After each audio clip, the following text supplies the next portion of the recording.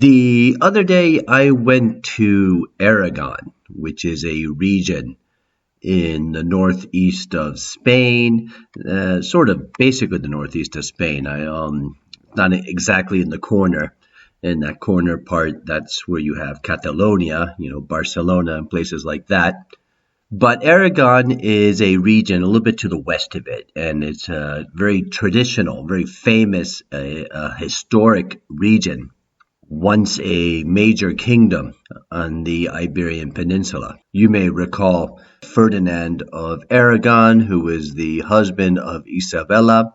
Ferdinand Isabella of Columbus fame. Well, he was the king of Aragon. And you may also recall Catherine of Aragon, Henry VIII's first wife. Catherine was actually Ferdinand and Isabella's daughter, or one of their daughters. Anyway, Aragon is a fairly big region.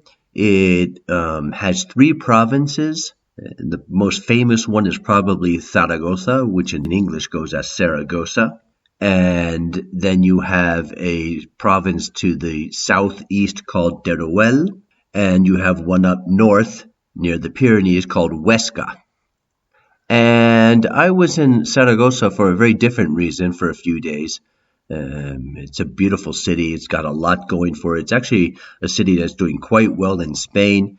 It's sort of important for a number of reasons, but I'd say its position in Spain, its geographic location, has made it sort of a major logistics hub, a transportation hub, and therefore there are lots of just miles and miles outside of the city of warehouses and storage facilities and things like that. It's a little bit desperate looking on the outside. It's not the prettiest. The city itself is quite pretty, but it does bring in a lot of money to the local economy. In fact, our hotel was actually in that area. Our hotel was in the right near the airport. It was a nice hotel, just sort of in the middle of nowhere as far as Zaragoza is concerned. And we were going to different parts. We really weren't going into the city very much because it was sort of a congress. It was a convention. But we did get to stop by the Basilica, which is probably the biggest attraction of the city. It's almost like a cathedral. It's huge and it's famous. And it's called Our Lady of the Pillar, which is the famous Virgin Mary in Zaragoza. You will find a lot of women named Pilar from that part of Spain. And that's the relationship there.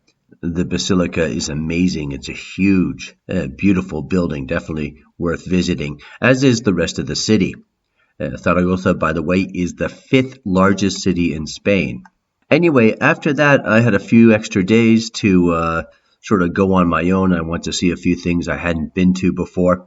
And one of them was this town about 30 minutes from Zaragoza, a little bit to the southeast, not very far. And it's a town called Belchite. And it's a town that's basically, as you look at it today, in the middle of nowhere. There's sort of this open, rolling plains that go on for miles and miles before you get to the town. But over 10,000 people a year visit this town for a very specific reason. And that's because a famous battle from the Spanish Civil War took place there. And the old town that was affected by the city, by the battle and the bombing and so on, is still there as a reminder of the effects of war. But I have done a separate podcast on that, so I will tell you more about that visit very soon. Suffice it to say that it's worth visiting. Anyway, from there I went back north, went past Zaragoza, and I went to another town, another city called Huesca, which is the capital of the province of Huesca, a province which is very popular because of nature, because of skiing. It's up near the Pyrenees. There are a lot of very pretty towns up there. But ironically, the city of Huesca itself isn't a major attraction. I think I read somewhere that it was like the least visited Spanish capital or provincial capital in all of Spain. I'm not sure if that's true, but it certainly is not the one that stands out. When I was telling people I was going up to Huesca, most of my Spanish friends were like, oh, okay. They were like thrilled about it. But they said, yeah, go check it out. I have to tell you, I was very pleasantly surprised by what I saw. It is a small city. I think the population's around 50,000. That's smaller than my hometown, and my hometown is not considered a city.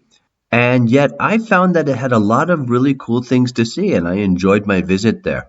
The old town is pretty compact, but there are some cool things to see, and there are lots of nice streets, and there's some pretty cool restaurants and tapas bars and things like that. A lot of young people there. I was surprised to see that. Quite lively, and that's considering I was there on a Wednesday and a Thursday, so it wasn't on a weekend. And in terms of things you can see there, well, you have the Huesca Museum, which is not a major attraction, but actually worth seeing. First of all, it's free. It's sort of in an old building that used to be part of the university, and it was also attached to what used to be the old palace. And you have all these exhibit rooms that sort of show you the history of Huesca. And it was certainly, I liked it. It was well done, well designed, easy to follow. It was a quiet day, so I had time to sort of look at it at a leisurely pace. And then there were a couple of rooms that used to be part of the old palace. One is a room called, what was her name? Oh, Petronilla. She was a queen of Aragon. And another room called the Campana room, which is after the Campana de Huesca, which is there's a legend there that tells how Petronilla's father beheaded all these members of nobility to prove that he was strong enough to rule over them. And it was quite an effective way of getting his point across. Apparently that room is not where that took place, and there's not a lot of true details about how that actually happened and where it happened. But, I took a look at it, and I was walking around, and it was sort of a dank dungeon-like room, a bit imposing. I'm not sure if it was the story, the legend behind it, that made me feel that something evil had happened there. But anyway, that museum was pretty cool. And then you had the cathedral, which is right outside. There's a nice little square in front of it, a nice cafe. Then the cathedral itself has some rooms. There's an exhibit there, or a museum, sort of ecclesiastic pieces. Pretty good, I guess, if you've traveled around Spain enough. And you've seen enough of these places. I sort of prefer to see them in the original spots. And when I see them in a museum, it's nice, but it doesn't do as much for me because generally you just find them in situ. But one room that was interesting there was called the Tanto Monta room. That's after Ferdinand the Catholic, Ferdinand of Aragon, Isabella's husband. And what made that room so interesting, it was more like a hall. It was the ceiling. It was made of wood, and it had all sorts of interesting figures. Some were people, others were animals like dogs, and then you had sort of these mixes of half animal, half person. A very interesting place to see, and you could have spent a long time looking up at it and looking at all the figures there. I had to stop after a while. I was starting to get a little bit dizzy. And then you could go up the tower, the bell tower. They counted it. They said it was 180 steps. As you can imagine, when I hear things like that, I definitely have to count every step on the way up to see if it's true. It was pretty close. I'm not sure if it was 180. I, for some reason, got something a little bit lower than that. Maybe I missed a step or two, but it was pretty close. And then you go to the top. You have to watch your head because as you go through the door that leads you to the rooftop, it's very low and you can bump your head. And I'm not a very tall person. I can tell I'm not the only one who's had that problem because they have the top of that door is padded. And so that's good to know. Anyway, you have a beautiful view of the city. You also realize that the city, as an old city, is really small. I mean, then you have the modern section, which is actually pretty good. I like the way they've done the modern neighborhoods. But anyway, you have a beautiful view up there. And then after that, I went to check out the monastery of San Pedro el Viejo, which is probably the heritage highlight of the city. It's an old monastery, Romanesque. The church is small. It has this beautiful cloister, not a very big one, but it's got these, the columns, the pillars there, and the capitals at the top there with all these incredible sculptures. It's a really, really good thing to check out. There's also this pantheon that was supposed to be considered the royal pantheon, where the Aragonese kings or monarchs rest, but only two are there, but they're two important ones. One is Alfonso I, the battler or the warrior. He was said to have won every battle except the last one, in which he died. So that didn't go well for him in the end, but a very successful warrior. He also married briefly Urraca, Queen of Leon at the time. They had a very tumultuous marriage, in part because Alfonso wanted to kill her son, which is not a good thing. And they just didn't get along for a lot of other reasons, and their marriage was annulled, I think like 6 or 7 years after that. Anyway, that's a whole nother story I'd love to tell you about, but I'll save it for a different day.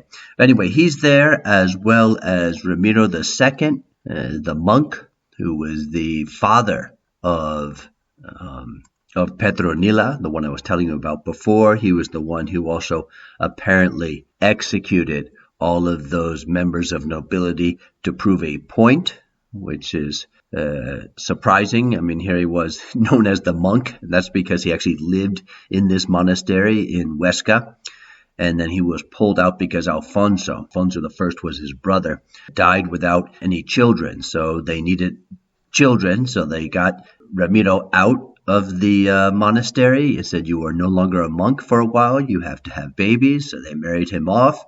And he also wanted to prove that he was more than just a monk and that he knew how to put his foot down. And that's where he got that reputation for killing the nobility. And he did have a kid who was Petronila, who would be the next queen. In the end of his life, he went back to the monastery and returned to the monastic life that he had always wanted from the beginning. But you have to say that in that interim time, he was pretty successful at ruling, as well as at making sure there would be a succession. Anyway, so that's a couple of places to see in Huesca. That there's some beautiful squares, nice streets. One place I really liked was the casino, which is sort of an old Art Nouveau. Okay, Art Nouveau look to it. There's you just go in, you can go up the steps. There's a cafe up there which is open to anyone, open to the public, not just members. And then they had these huge rooms for playing cards. There must be like 30 or 40 card tables, with green felt and everything. And then there was another billiards room. There were 3 or 4 tables there. A library. It's just a magnificent building. I think that was one of the things that surprised me the most. And Huesca itself for restaurants. It's got some good food, good restaurants, good tapas bars. Remember, in a lot of places in that part of Spain and in the north, they will have their tapas, but tapas are paid for. Now, I say that because those of us who live normally in Madrid are sort of spoiled in the sense that a tapa comes with your drink and it's free. But that is not the case in a lot of other parts of Spain. So there, when you ask for a tapa, you have to pay for it. It's usually larger than a tapa that you get in Madrid, but it's a different system.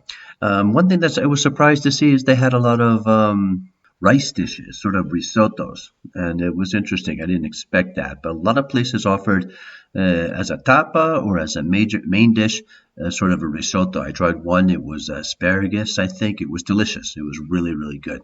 So some good stuff there. Anyway, that was the first part of my trip around certain places in Aragon, which I hadn't seen before, so that was good. I will tell you more about some other places I went to that week, and a little bit of Spanish history. I think you'll enjoy that. Thanks for listening to Talking Spain, brought to you by Brian Spain Domain. Please feel free to leave any comments or questions because we love the feedback. You can subscribe to our podcast on Spotify, Apple, Amazon, or Castos, or if you wish to support Brian Spain Domain, we'd greatly appreciate it. We work very hard to provide you with the very best information about Spain, Spanish history, and Spanish culture. You can do so by clicking on our PayPal donate button, or if you want to have access to absolutely all of our podcasts and support us regularly, you can check us out on Patreon at the link provided below. And you can also check us out on our YouTube channel and support us by subscribing. Stay well, stay safe, and hasta pronto.